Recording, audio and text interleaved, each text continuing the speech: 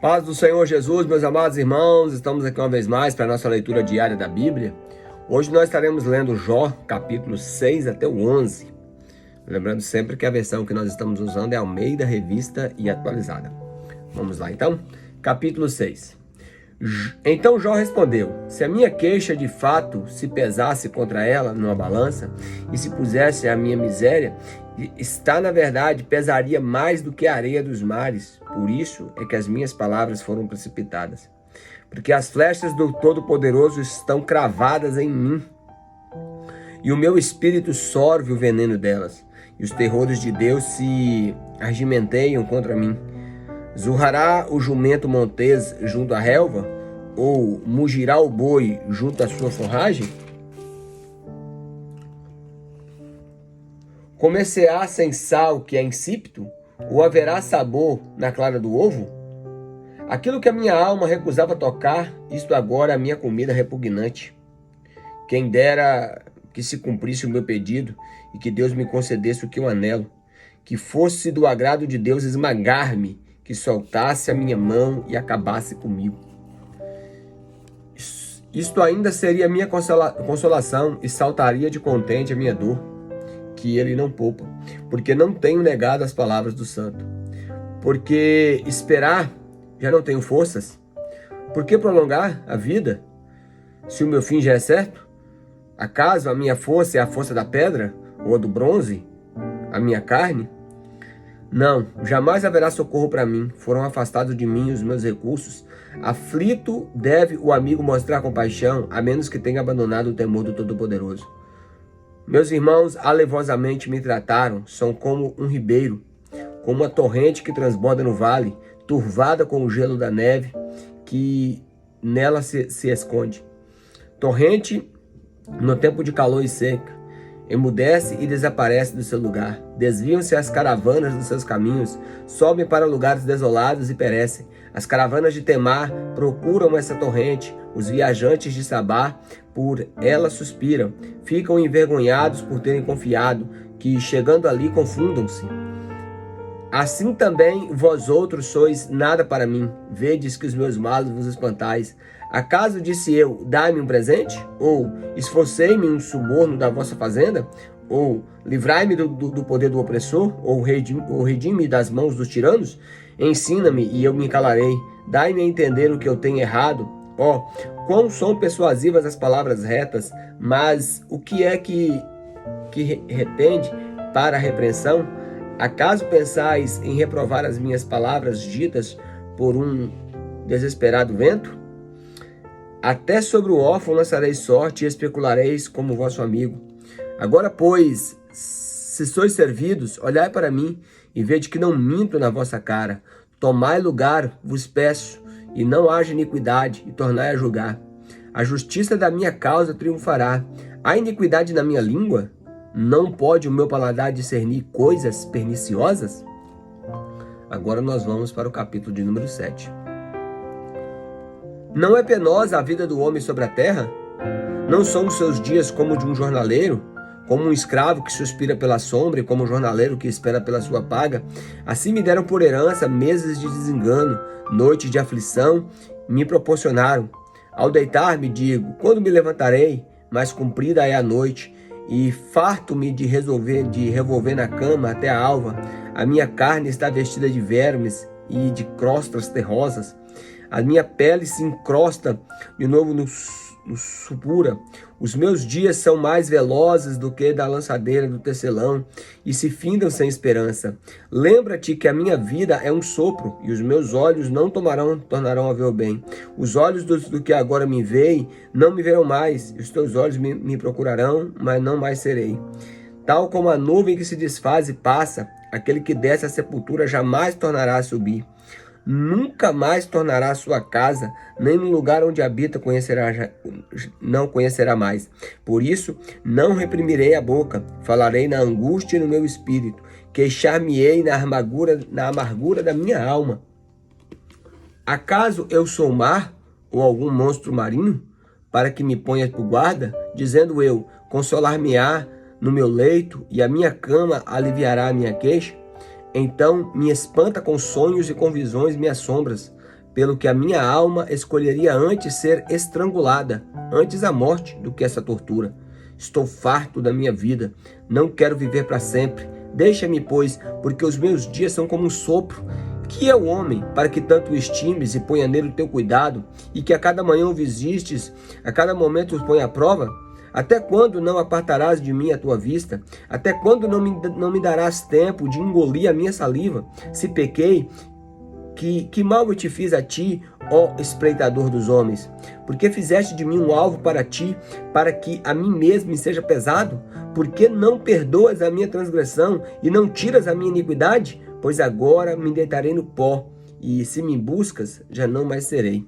Então Jó, ele questiona muitas coisas aqui sem saber, né, a causa do seu sofrimento. Capítulo 8.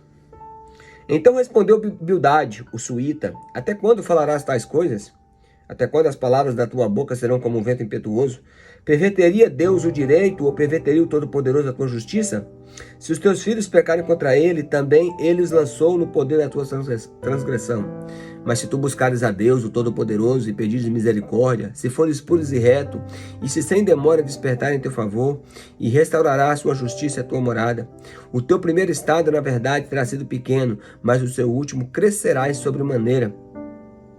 Pois eu te peço, pergunta agora às gerações passadas e atenta para a experiência dos seus pais, porque nós somos de ontem e nada sabemos, porquanto nossos dias sobre a terra são como a sombra. Porventura não te ensinarão os pais e não haverão de falar-te, e do próprio entendimento não proferirão essas palavras? Pode o papiro crescer sem lodo, ou viça junco sem água? Estando ainda em sua verdura, ainda são colhidos. Todavia, antes de qualquer outra erva se secam. São assim as veredas de todos os que se esquecem de Deus, e a esperança do ímpio perecerá. A sua firmeza será destruída, e a sua confiança é teia de aranha. Encostar-se-á a sua casa, e não se manterá. Agarrar-se-á a ela, e ela não ficará em pé.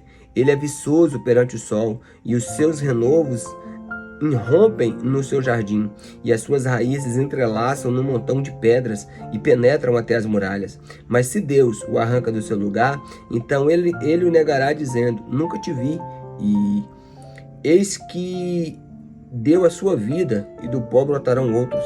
Eis que Deus não rejeita o íntegro, e nem toma pela mão os malfeitores, e te encherá a boca de riso, os teus lábios, encherá a tua boca de riso, os teus lábios de júbilo. Teus aborrecedores se vestirão de desonra, e a tenda dos perversos não subsistirá. Então Bildade mais uma vez fala aqui que não há como o homem estar no estado daquele se não tivesse em pecado, né? Então ele mais uma vez deixa claro que era necessário que Jó se arrependesse dos seus pecados, né? Prossegue. Capítulo de número 9. Então Jó respondeu e disse: na verdade eu sei que assim é, porque como pode o homem ser justo para com Deus, e se quiser contender com ele, nenhuma de 1000 coisas se poderá responder. Ele é sábio de coração e grande em poder, porque quem porfiou com ele teve paz? Ele é quem remove os montes sem que saibam que ele na sua ira os transtorna, quem move a terra para fora do seu lugar, cujas colunas estremecem. Quem fala ao sol, este não sai, e sela as estrelas. Quem sozinho estende os céus e anda sobre os altos mar. Quem fez a Ursa, o Órion, o Sete Estrelo, as recâmaras do sul. Quem faz as grandes coisas que se não podem esquadrinhar, e maravilhas tais que não se pode contar. Eis que ele passa por mim e não vejo, segue perante mim eu não percebo. Eis que arrebata a presa, e quem pode impedir? Quem lhe dirá: que fazes? Deus não revogará sua própria ira. Debaixo dele se encurvam os auxiliadores do Egito. Como então poderei eu responder ou escolher as minhas palavras para argumentar com ele? A ele, ainda que eu fosse justo, não me responderia. Antes, o meu juiz pediria misericórdia. Ainda que chamasse ele e me respondesse, nem por isso creria que eu desse ouvidos à minha voz, porque me esmaga como uma tempestade e multiplica as minhas chagas sem causa.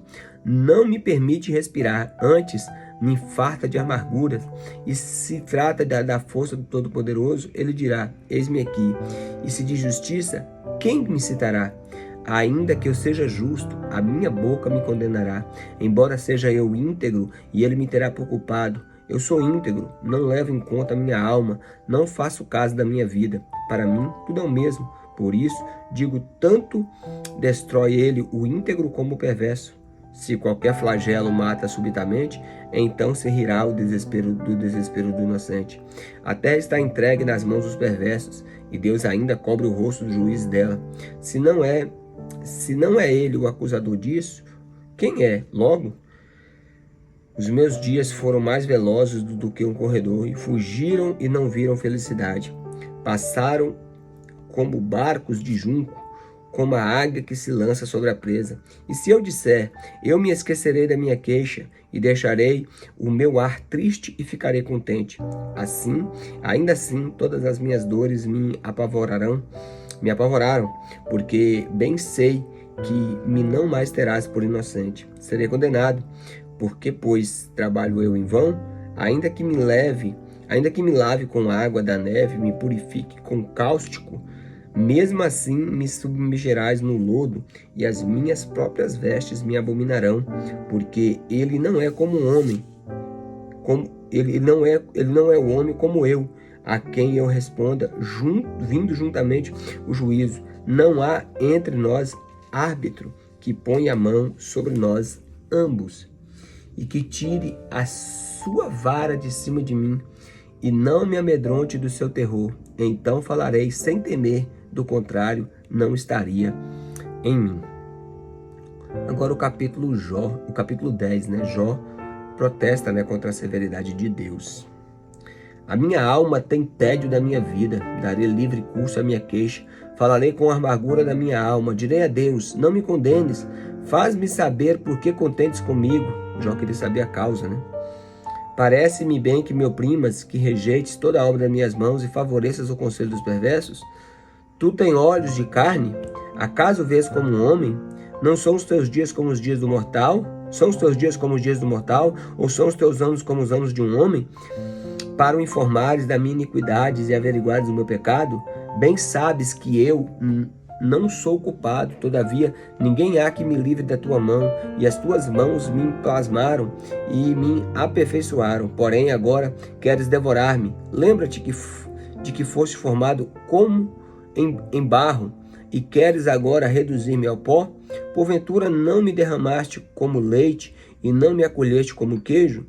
De pele e carne me vestiste, de ossos e tendões me entretecestes. Vida me concedestes na tua benevolência, e o teu cuidado a mim me guardou. Essas coisas as ocultaste no teu coração, mas bem sei que resolvestes comigo mesmo. Se eu pecar, tu me observas, e a minha iniquidade não te perdoarás. Se for perverso, ai de mim. Se eu for justo, não ouço levantar minha cabeça, pois estou cheio de ignomínia, ou de desonra, né? E olho para a minha miséria, porque se a levanto, tu me caças como um leão feroz, e de novo revelas seu poder maravilhoso contra mim. Tu renovas contra mim as tuas testemunhas, e multiplica contra mim a tua ira. Males e lutas se sucedem contra mim. Por que, pois, me tiraste da madre? Ah, se eu morresse, antes que os meus olhos nenhum me visse, teria eu sido como nunca existira, e já do ventre teria sido levado à sepultura. Não são poucos os meus dias? Cessa, pois, e deixa-me, para que por um pouco eu tome alento, antes que eu vá para o lugar de onde não voltarei, para a terra de trevas e para a sombra de morte, terra de negridão, de profunda escuridade, terra da sombra da morte e do caos, onde a própria luz é tenebrosa. Então Jó aqui, né, irmãos, mesmo que era o diabo que estava afligindo ele, mesmo assim ele atribuía tudo a Deus, porque ele sabia que o Redentor dele um dia ia se levantar sobre a terra. Aleluia. Agora o capítulo 11, né? Então Zofar, o naamita, disse, né? Porventura não se dará resposta a esse palavratório? Acaso tem razão o tagarela? Será acaso que as tuas parolas fazem calar os homens? E zombarás tu sem que ninguém te envergonhe? Pois dizes, a minha doutrina é pura e eu sou limpo aos olhos. Ó, falasse Deus e abrisse os seus lábios contra ti, e te revelas o segredo da sabedoria, da verdadeira sabedoria que é multiforme. Sabe por quanto que Deus permite que seja esquecida a parte da tua iniquidade? Porventura desvendarás os arcanos de Deus, ou penetrarás até a perfeição do Todo-Poderoso? Como as alturas dos céus é a sua sabedoria, quem poderás fazer? Mais profunda é ela do que o abismo. Quem poderá saber? A sua medida é mais longa do que a da terra e mais larga do que a do mar. Se ele passa, prende alguém e chama o juízo. E quem poderá impedir? Porque ele conhece os homens vãos e em seu esforço vê a iniquidade. Mas o homem estúpido se tornará sábio quando a cria de um asno montês nascer homem. Meu Deus, que coisa, né? Mas o homem estúpido se tornará sábio quando a cria de um asno montês nascer homem. Meu Deus. Então tem que buscar sabedoria, né, irmãos?